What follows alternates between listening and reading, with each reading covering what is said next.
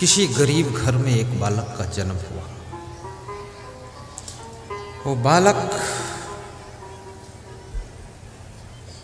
के जन्म लेते ही उसके पिता की मृत्यु हो गई।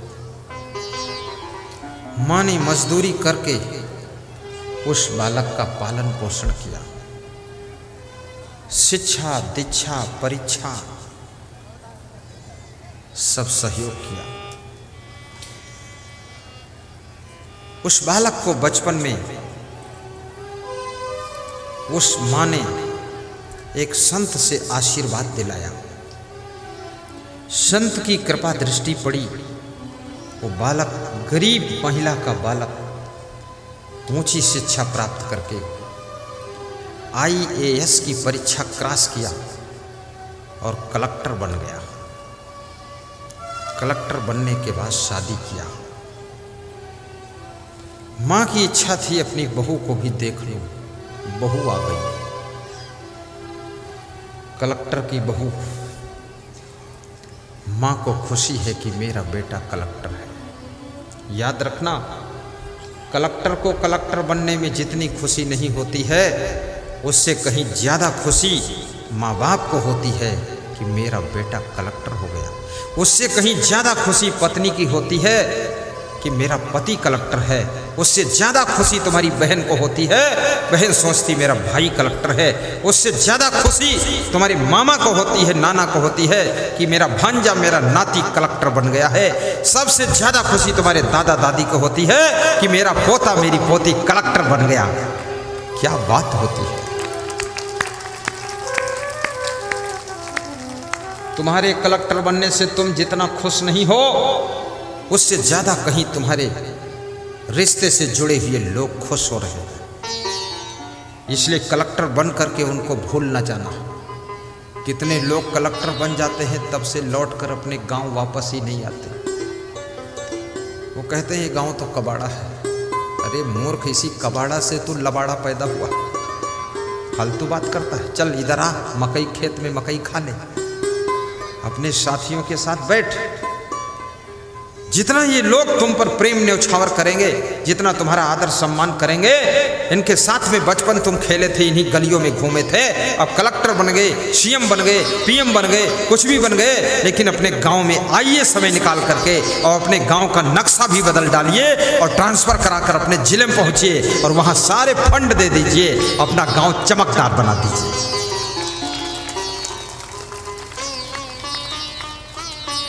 जन्मभूमि को भूलना नहीं।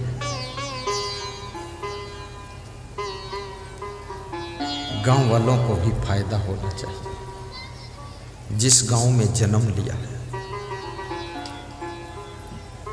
सच बताता हूं, मैं तो जैसे बनिया पट्टी कांझा बनिया पट्टी में प्रवचन किया हूं। मैं जिस दिन CM बन जाऊंगा सबसे पहले यही का नक्शा सब बदल दूंगा, पूरा चेंज। 100 करोड़ यहां दूंगा। लोगों के जिनके मकान झुग्गी झोपड़ी है सब तोड़ के नया 3 मंजिल खड़ा करूंगा और फिर बोलूंगा आप प्रवचन कराओ, CM भी और गुरु जी भी। जय बजरंगबली, 2 in 1।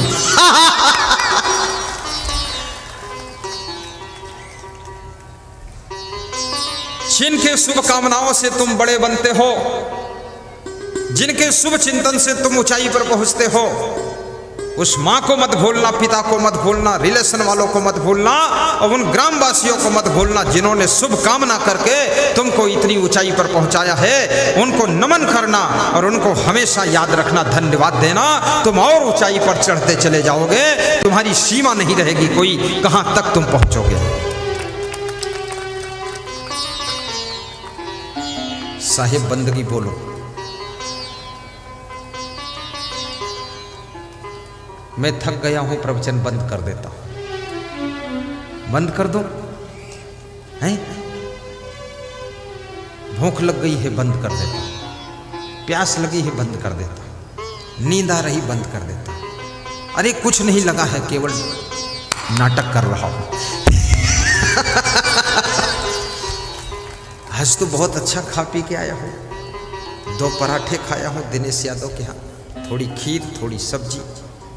आज तो माल छका हूँ। और छोले भी चना और मटर एक ही मिक्स करके बना दिया छोले। दोनों मिक्स किया तो डबल मसाला भी डाल दिया साधु ने। फिर मेरे से कहने आया कि मसाला डबल था। हमने कहा डबल था और छोले और मटर भी डबल था। बोला अब कल सिंगल कर दूंगा। हमने कहा तुम भी डबल ही हो।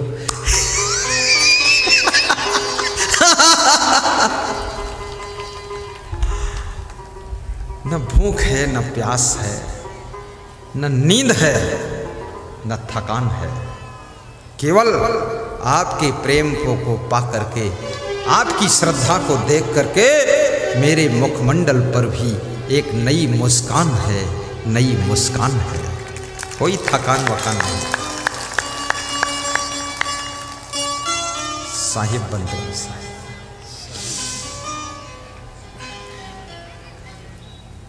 माँ बहू को देखती है, माँ खुश हो जाती है कि मेरी बहू आ गई है। मिट्टी तो मिट्टी है, पर मिट्टी से जो गुलाब का फूल खिलता है, गुलाब के फूल को देख करके ये मत सोचना कि आकाश में खिला है, ये मिट्टी से ही खिला है। माँ तो माँ है, पिता तो पिता है। उनसे जो पुत्र और पुत्री गुलाब की तरह खिले हैं, तो ये मत सोचना कि ये बिना माँ के हैं। किसी माँ ने ही फाउंडेशन बनकर उनको खिलाया है। बहू ने जब अपनी सासू को ठीक से देखा तो सासू माँ के एक आंख नहीं थी, अर्थात सासू कानी थी। कानी, कानी समझते हो? जिसके एक आंख नहीं होती उसको कानी और काना कहते हैं। बहू को बहुत गुस्सा आ गई। क्या रे, कानी का मुंह देख करके सब अशुभ हो गया। अब देखिए, बहू को ज्ञान नहीं है। उस कानी स्त्री का पुत्र, उस कानी माँ का दूध पिया, गोद में खेला, कानी माँ के मुंह को रोज देखा। वो पढ़ लिख करके इतना शुभ हो गया कि कलेक्टर हो गया। और ये बहू कल आई है, ये अपनी कानी सासू को देखकर सोच रही कि अशुभ हो जाएगा। अरे अशुभ नहीं होगा। तेरा पति जो है वो कानी माँ से पैदा हुआ और कानी को देखा और कानी के हाथ का पानी पिया और कानी का दूध पिया और कानी का भोजन खाया और कानी की गोद में खेला। वो कानी को देखते देखते कलेक्टर बन गया। तो तेरी सासू कानी है, तू भी कानी को पानी पिला दे, कानी को दूध पिला दे, तो तू भी नहीं कलेक्टर बनेगी। लेकिन कलेक्टर की पत्नी बन गई तो इतना क्या कुछ कम बन गई है, ये भी बहुत बन गई है। लोग इन संभ्रांतियों में फंसे रहते हैं कि आज काना को देख लिया तो कुछ अशुभ हो जाएगा, बिल्ली रास्ता काट गई अशुभ हो जाएगा। और बिल्ली से पूछो उसका रास्ता आदमी काट गया तो उसको कितना अशुभ होगा। तुम भी तो रास्ता काट गए हो। कितने ज्योतिषी बता देते हैं 7.5 शनि लगा हुआ है, बस घबरा गया। कैसा 7.5 शनि? ये भ्रांति है, भ्रम है, ढकोसला है। एक ज्योतिषी रोड किनारे बैठा हुआ सबकी हस्तरेखा देख रहा था। सब लोग दिखा रहे थे। एक आदमी का हाथ देखा, बोला कि तुम्हारी भाग्य रेखा अच्छी है, लेकिन 7 दिन के बाद तुम्हारी मृत्यु हो जाएगी। वो आदमी डर गया। उसने कहा, अरे महाराज क्या करना पड़ेगा?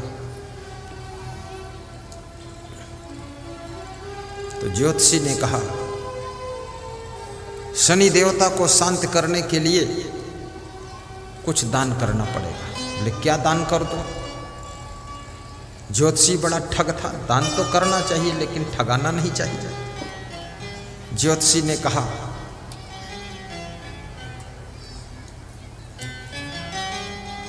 101 रुपया दान करो तो 7.5 शनि को मैं शांत कर दूंगा। तो उस गरीब आदमी ने कहा, 101 तो है नहीं। तो बोले 51 दे दो, हो जाएगा। बोले 51 भी नहीं है। बोले 21 रुपया निकाल। बोले 21 भी नहीं, गरीब आदमी। तो बोले 5 का नोट निकाल दे, फालतू बात मत कर। बोले 5 रुपया भी नहीं है, तो बोले निकल बाहर, तेरे ऊपर 7.5 शनि लगा भी नहीं, बेवकूफ कहीं के जड़। अब 1 रुपया भी नहीं, 5 रुपया भी नहीं, तो 7.5 शनि लगकर करेगा भी क्या। और शनि देवता है, तो देवता किसी के ऊपर क्यों लगेगा। देवी और देवता के नाम पर दूसरों को ठगने का धंधा बंद कर दीजिए। देवी और देवता के नाम पर बकरे की बलि, भैंसा की बलि, सुअर की बलि करना बंद कर दीजिए। देवी और देवता दया की मूर्ति होते हैं, उनके नाम पर बकरा काटना, भैंसा काटना, सुअर काटना ये महापाप का काम होता है। याद रखना, देवी देवता के नाम पर फल काटिए, खीर बांटिए, लेकिन ये मांस वहाँ वितरण नहीं होना चाहिए। और किसी देवी के मंदिर में बकरा, भैंसा, भेड़ा कटना नहीं चाहिए। देवी अहंकार को कटना देखना चाहती है। अपने अहंकार को देवी के चरणों में ज्ञान की कटार से काट करके भेंट कर दीजिए, तो देवी खुश हो जाती है। ये बकरे को काट कर भेंट करने की जरूरत नहीं है, अपना अहंकार काट करके उनके चरणों में रख दीजिए, तो देवी का आशीर्वाद मिल जाता है। साहिब बंद बहू अपनी सासू को देख करके नफरत करने लगी। अपने पति कलेक्टर से कहा कि माताजी को गांव में छोड़ दो, हम लोग सिटी में रहेंगे, इनको अपने घर पे मत रखो शहर में। धीरे धीरे पति भी अपनी पत्नी के चंगुल में आ गया था। माँ को गांव में छोड़ दिया। बूढ़ी माँ, अकेली माँ, कमजोर माँ, अशक्त माँ, प्रेम से भरी माँ गांव में पड़ी है, तड़प रही है, कोई पानी देने वाला नहीं है। कलेक्टर की माँ है, धनवान की माँ है, लेकिन माँ की ये दुर्दशा हो रही है। जितने वृद्धाश्रम हैं वहाँ जा कर के देखिए, ज़्यादातर धनवानों के माता पिता वृद्धाश्रम में पड़े हैं और गरीबों के माता पिता अपने घर में मुस्करा रहे हैं और बेटे बहू का प्रेम पा रहे हैं। याद रखना, तुम बड़े आदमी तब कहलाओगे जब अपने बूढ़े माता पिता को अपने घर में रख करके उनको टाइम पर नाश्ता और भोजन खिलाओ, स्नान कराओ, कपड़े पहनाओ, पैर छुओ, उनको खुश रखो, तब तुम बड़े आदमी हो। वह बड़ा आदमी नहीं है जिसके माता पिता वृद्धाश्रम में पड़ा है। वो काहे का बड़ा है, वो तो नरक में खड़ा है, उसको स्वर्ग में ठिकाना नहीं मिलेगा, नरक में ही जाना पड़ेगा। अपने बूढ़े माता पिता की गम खा करके, सह करके सेवा कीजिए, सेवा से ही मेवा मिलने वाला है। आप गाय भैंस की सेवा कर लेते हो, कुत्ते बिल्ली की सेवा कर लेते हो, चिड़ियों की सेवा कर लेते हो, पशु पक्षियों की सेवा कर लेते हो, तो क्या अपने माता पिता की सेवा नहीं कर सकते हो? क्यों नहीं कर सकते हो? माता पिता की सेवा गम खाकर कर लेना। और माता पिता से भी कहूँगा, अपने बेटे बहू को सताना नहीं, दुखाना नहीं, कठोर बोलना नहीं, गाली देना नहीं, गम खा करके रहना, खुश रहना, और अपने बेटे और बहू को धन्यवाद भी देना, और अपने बेटे बहू को आशीर्वाद भी देना, और बेटे बहू को क्षमा भी कर देना। बेटे बहू को दुख नहीं देना है।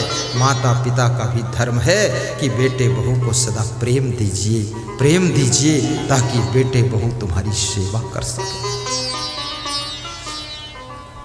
हमारा धर्म हो सेवा, हमारा कर्म हो सेवा, हमारा धर्म हो सेवा, हमारा कर्म हो सेवा, हमारा धर्म हो सेवा, हमारा कर्म हो सेवा, हमारा धर्म हो सेवा, हमारा कर्म हो सेवा।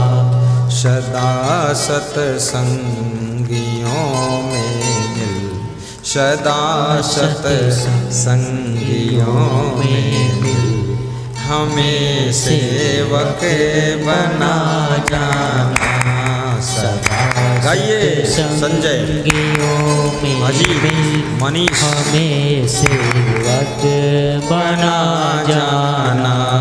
हमारे ध्यान में आकर प्रभु जी आँखों में बस जाना हमारे।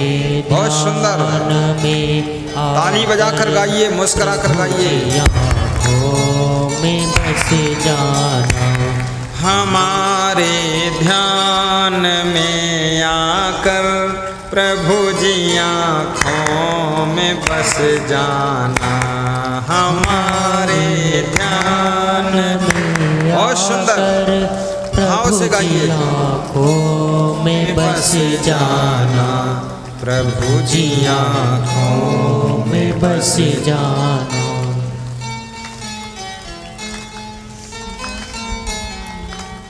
गाते रहो, हम कुछ काम कर रहे हैं, इधर देख लिया करो। हमारा धर्म हो सेवा, हमारा कर्म हो सेवा। हाँ, बहुत अच्छा। सदा सत्संगियों में मिल हमें सेवक बना जाना। सदा सत्संगियों में मिल हमें सेवक बना जाना। हमारे ध्यान में आकर गुरु जी आँखों में बस जाना। हमारे ध्यान में आकर प्रभु जी आँखों में बस जाना। गुरु जी आँखों में बस जाना। प्रभु जी आँखों में बस जाना। हमारा धर्म हो सेवा, हमारा कर्म हो सेवा। सदा सत्संगियों में मिल हमें सेवक बना जाना। हमें सेवक बना जाना। हमारे ध्यान में आकर प्रभु जी आँखों में बस जाना। गुरु जी आँखों में बस जाना। गुरु जी आँखों में बस जाना।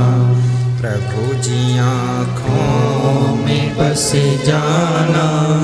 गुरु जी आँखों में बस जाना।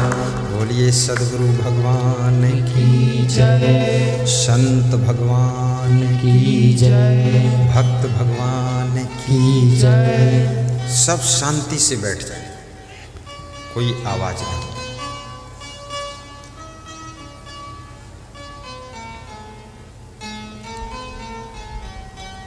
कलेक्टर अपनी माँ को गांव में छोड़ देता है। माँ कभी रोती है, कभी हंसती है, कभी दुखी होती है, कभी जमाना को याद करती है। कितना स्वार्थी संसार है। अपना पुत्र भी अपना नहीं हुआ, बहू ने आकर के पुत्र के दिमाग को भी बदल दिया है।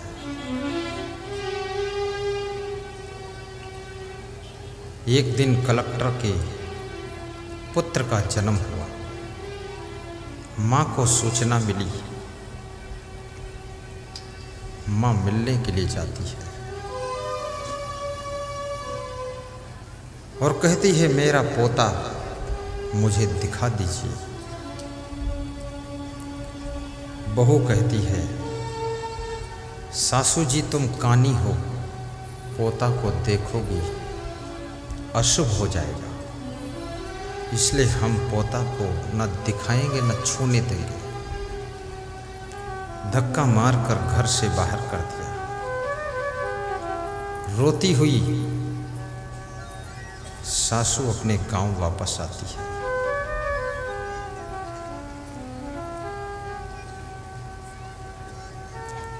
बेटे ने कहा कि माँ तुम यहाँ मत आया करो, तुम कानी हो, इससे हमारी बदनामी होती है। लोग कहते हैं कलेक्टर की माँ कानी है, तो कानी का बेटा है, इसलिए मत आया करो। माँ का मन दुखी हो गया।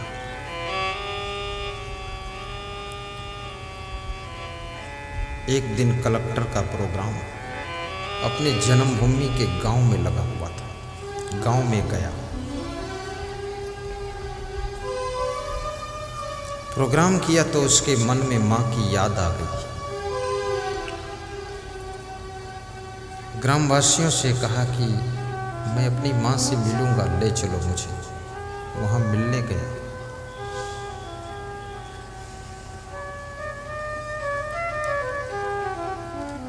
जब दरवाजा खोला तो देखा कि माँ मरी पड़ी हुई है।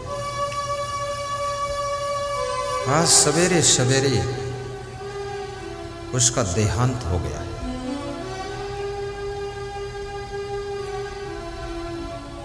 माँ की लाश को देख करके कलेक्टर के मन में पुरानी यादें आ गईं कि यही वह माँ है जो अपने आंचल का दूध पिलाती थी। उस माँ की लाश के पास में एक कागज पर लेटर लिखा हुआ रखा था। उस लेटर को उठाकर कलेक्टर ने पढ़ा तो उसमें क्या लिखा था कि बेटा, मैं कानी थी इसलिए तूने भी मुझसे नफरत किया, तेरी पत्नी ने नफरत किया, गांव वालों ने नफरत किया, तेरे शिक्षकों ने, तेरे मित्रों ने भी नफरत किया, और इस कानी होने के कारण तूने मुझे छोड़ दिया। तेरी पत्नी ने मुझे गांव में छोड़ दिया अकेले। पर मैं अब जी नहीं सकती हूँ, पर इतना कह करके मैं मरूंगी कि मैं कानी कैसे हुई। बेटा, आज कानी की कहानी सुनाती हूँ। तू जब जन्म लिया था तो तू स्वयं काना पैदा हुआ था। बहुत से डॉक्टरों को मैंने दिखाया, तेरा कोई इलाज नहीं हो पाया। डॉक्टर ने कहा कि यदि कोई अपनी आंख दे दे तो तुम्हारे बेटे की दोनों आंखें ठीक हो जाएंगी। कोई आंख देने को तैयार नहीं हुआ तो मैंने अपनी एक आंख तुझको दे दिया। उस दिन से मैं कानी हो गई और तू जो काना था तू आंख वाला हो गया। लेकिन तू आंख वाला हुआ पर भीतर से अंधा हो गया अपने पत्नी के मोह में और मुझको अकेले छोड़ दिया। और मुझे खुशी है कि मैं अपने बेटे को आंख दे करके संसार छोड़कर जा रही हूँ। ये तेरी माँ की आत्मा तुझे दुआएं देती है। तूने मुझे बहुत दुख दिया है, लेकिन मैं फिर भी तुझको दुआ देती हूँ, तू सुखी रहे। इस पत्र को पढ़ करके कलेक्टर फूट फूट कर रोता है, अपनी पत्नी को बुलाता है, पत्र दिखाता है। पत्नी भी रोती है कि मेरी सासू कानी नहीं थी। कलेक्टर कहता मेरी माँ कानी नहीं थी, बल्कि मैं काना था। मेरा कानापन मिटाने के लिए मेरी माँ ने मुझे आँख दे दिया तो मैं आँख वाला हो गया, माँ कानी हो गई। उस माँ के साथ मैंने इतनी नफरत किया, इतना गलत व्यवहार किया। मुझे इस बात का बहुत पश्चाताप है और दुख है। याद रखना, आपकी माँ लंगड़ी हो, कानी हो, बहरी हो, लेकिन फिर भी उसका अनादर मत करना। हो सकता है वो तुम्हारे कारण ही कानी हो गई हो। अब तुम उसका अनादर करोगे, बहुत बड़ा पाप लग जाएगा।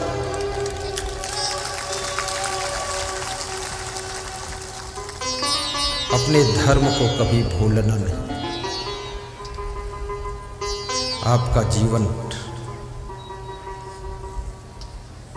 पवित्रता को प्राप्त हो, आपका दुख